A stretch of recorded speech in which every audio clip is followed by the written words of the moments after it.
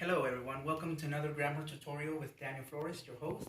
Today we're going to see the grammar topic, passive voice. We're going to see it first of all in present simple. But before we start, we need to know the active voice and past participle verbs. But before we start, here's the structure of the active voice. For example, what's the active voice? It's subject plus the verb, in this case simple present, plus the complement.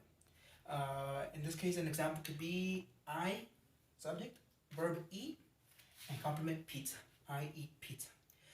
We'll see a conversion of it, but now we're going to see the structure of the passive voice.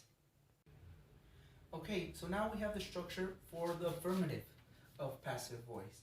The structure is object, object, verb to be, which is, am, are, depending on the person you're talking about.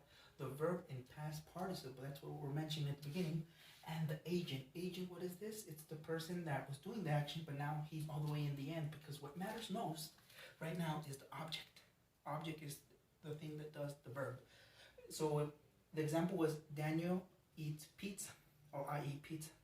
In this case, it's going to be the pizza is eaten, not ate, eaten, because that's the past participle, by me or by Daniel, the agent, the one that is doing the action, but he's all the way in the end. This is the affirmative structure of the passive voice in simple present. So now we're going to see the structure of the passive voice in simple present, but in negative. For example, now we have the object, and what's going to change is going to be the verb to be, but not exactly these. Now we're going to add not. We're going to add not. Then after that, the verb in past participle plus the agent.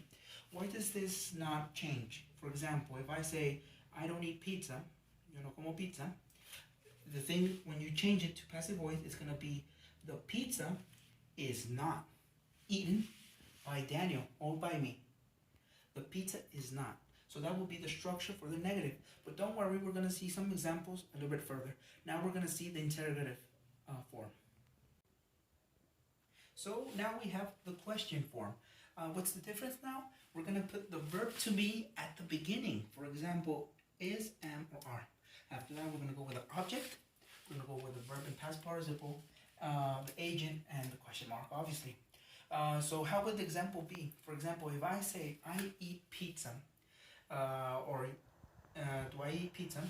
It will be, is the pizza eaten by Daniel or by me? La pizza es comida por mí o por Daniel. So now we're going to see some examples of how you can use the passive voice in simple present. So now we're going to see the examples. For example, we have for the positive or affirmative, we have, like I mentioned, Daniel eats pizza. Daniel come pizza. But what's the passive voice? The passive voice is la pizza or pizza es comido por Daniel. The pizza is eaten by Daniel. Or we have the negative, el negativo, which is John doesn't buy a pair of shoes. John no compra un par de zapatos. A pair of shoes, in passive voice, a pair of shoes aren't bought by John. Un par de zapatos no son comprados por John. And we have the question. The question is, does Susan walk the dog? Susana pasea el perro. Is a dog walked by Susan? The passive voice is el perro es paseado por Susana. The focus of the passive voice, el enfoque, is to talk about the objects. The objects are the more important thing here, not what the person is doing, but what the object is receiving. If you have any doubts or questions, leave a comment down below. Dejen un comentario abajo. Y I'll see you for the next tutorial. Have a nice day, everyone.